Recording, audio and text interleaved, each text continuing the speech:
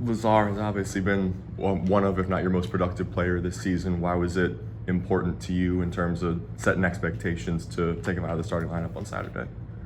Well, that's what it is for anybody. And, this group's been really good about, handling their responsibilities.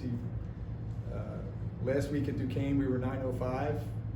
This week, we were 9 o'clock, and he said he read the wrong texts. He read last week's text, Saturday 9 o'clock, or, Saturday 9:05 instead of 9 o'clock. But,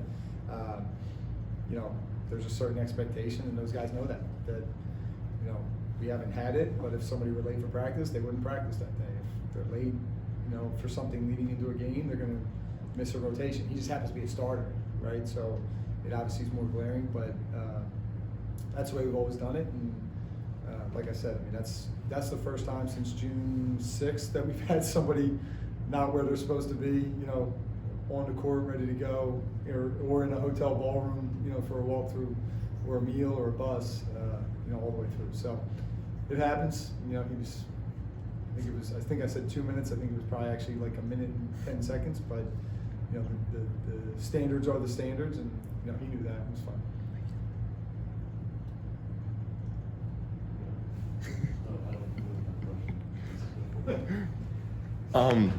You had a lead, I think, with 2:25 to go against Lou, and then against Mason, when was Terrence's drive from the left wing? I think maybe with about 9 minutes to play. Is a big part of it for you all just those closing game sequences and trying to be tighter defensively on either end of the floor, just figuring out, in crunch time, your execution?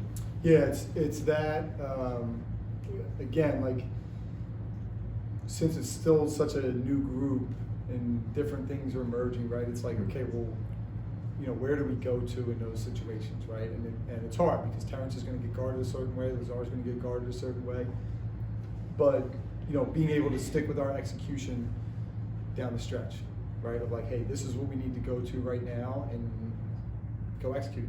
And sometimes we just haven't made the shot, or we haven't, like, that's going to happen. So, but we have to be a little bit tighter with that, like knowing, in these games, like, all right, like, we got to buckle down right here on the defensive end, right? This is the stop we need. This is what we think they're going to. So we got to be ready to guard that.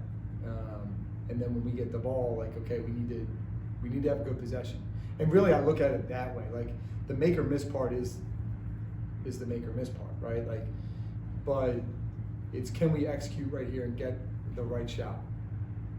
If you do that more often than not through the course of the season, good things are going to happen, right? Now, in the course of a game, you could do the right thing 5 times and miss all 5 shots, and that's part of it, right? But if you do that every one of those games, and down the stretch, you're getting the right 5 shots every time. Eventually, it's going to even itself out. So yeah, we just have to be sharper with that. We have to be more confident with what we're doing. Being in those situations, more confident in, hey, we can run this action right here, and this is what's going to work. Myself included, like knowing, like, all right, I can run this play right here, and know we're going to get the right shot. And